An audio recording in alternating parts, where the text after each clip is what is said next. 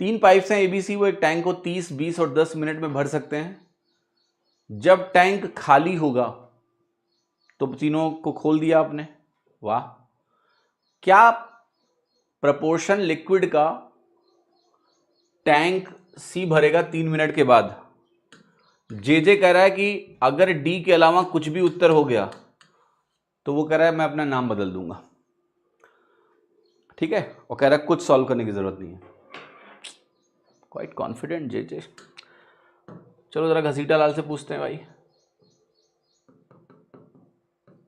घसीटा लाल कैसे करे, मैं बता रहा हूं कैसे करेगा ये। तो कह रहा देखो टाइम रेशियो मुझे दिया है, कितना दिया हुआ है, ए का 30 दिया हुआ है, बी का कितना दिया हुआ है 20 दिया हुआ है, सी का कितना दिया हुआ है 10 दिया हुआ है। तो अगर ऐसा है तो ये कह रहा है कि एलसीएम मान लो, कितना मानेंगे 60 मानेंगे, 30 दूना 60, 20 तिया 60, 10 छक्का 60 बन गया, ठीक है। तो कह रहा है कि भाई 3 मिनट के बाद इसने कितना काम किया होगा, 6 तरीक 18, ठीक है, सी ने टोटल 60 में से, तो इसने कितना भरा है टोटल का। पर टोटल का ध्यान रखना है आपको, कह रहा है कि क्या प्रपोर्शन लिक्विड का इसने भरा है, तो 60 अभी तक भरा नहीं गया है ना। 3 मिनट में टोटल भरा कितना गया है, 6 3 9 2 11, 11 इंटू 3, 3 से 3 कट गया तो 6/11 आंसर आ गया। ये घसीटा लाल की अप्रोच है, कुछ खराब नहीं है इसमें, ठीक है। बट जे ने इसको कैसे किया यार, इतना तेज जे ने सब नहीं किया है। जे ने सिर्फ एक चीज नोटिस करी है, वो बहुत ध्यान से देखना, कि सी की एफिशिएंसी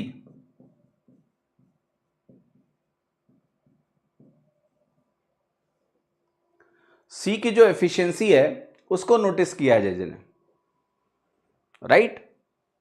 तो काम जो घसीटा लाल एलसीएम लेके कर रहा है, राइट, जे एलसीएम नहीं ले रहा है। जे कह रहा है कि भाई हम सीधा एलसीएम का रेशियो या सी की एफिशिएंसी लिख सकते हैं।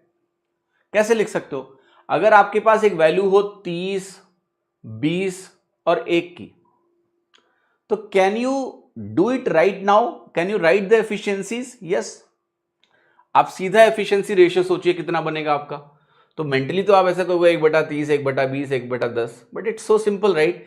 देखो ये 30 मिनट है, वो 10 मिनट है, ये 20 मिनट है, तो इन दोनों की एफिशिएंसी का रेशियो बनेगा 2:3, और उन दोनों की एफिशिएंसी का रेशियो बनेगा सिंपली 1:2।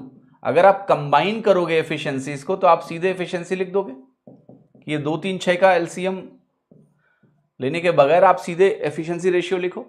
और दूसरा क्या, ये 3 मिनट का कोई लेना देना ही नहीं यार, 3 मिनट तो बकवास चीज है। इक्वल टाइम में अगर टाइम इक्वल है, देखो वर्क क्या होता है, एफिशिएंसी इनटू टाइम होता है। अगर टाइम इक्वल है, मतलब तीनों ने 3 मिनट काम किया, तो इसकी कोई जरूरत ही नहीं है, सिर्फ एफिशिएंसी रेशियो चाहिए आपको। तो आप कहोगे अगर मुझे निकालना है सी ने कितना भरा है, तो सी का 6 और टोटल 11, यही आंसर है मेरा, 6/11। कितने लोगों को मेरी बात समझ में आई तो हाँ बोलो, नहीं आई तो ना बोलो। बताइए भाई, समझ में आया कि नहीं?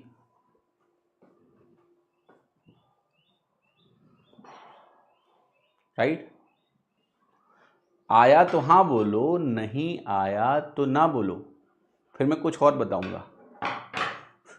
जे ने ऐसा भी नहीं सोचा है, तुम जे को क्या समझते हो, उसने ऐसे सोच के इतना जल्दी लगाया है, इसको भी तो सोचने में थोड़ा सा टाइम लगेगा। जे ने ये भी नहीं सोचा है। जे ने क्या सोचा है वो तुम ध्यान से सुनना। जे ने मेंटली सोच लिया कि भैया देखो ऐसा है, ये 3.33% है, ये 5% है, क्योंकि 1/, करेंगे तो परसेंटेज में एफिशिएंसी आ जाती है, 10% है। आप बस एक बात देख लो, इन दोनों के टोटल से ये बड़ा है या नहीं, हाँ या ना। सी की एफिशिएंसी ए प्लस बी की कंबाइंड एफिशिएंसी से ज्यादा है। इसका मतलब क्या है, किसी भी गिवन मोमेंट पे सी टोटल के आधे से ज्यादा काम कर चुका है। जितना तीनों ने मिला के किया होगा उसमें से आधे से ज्यादा सी ने किया होगा। इसलिए यहां जो भी आंसर है वो 50% से बड़ा होना चाहिए। ये गलत, ये गलत, ये गलत, डी ऑप्शन। ये जेजे ने किया है, जेजे ने एफिशिएंसी रेशियो नहीं निकाला है। जेजे ने क्विकली, जब आप इनको देखते हो तो मेंटली परसेंटेज की आदत होनी चाहिए। अगर सिंपल वैल्यूज है तो 1/30, 1/20, 1/10, so the percentage values are very neatly and clearly visible that C is more than A plus B.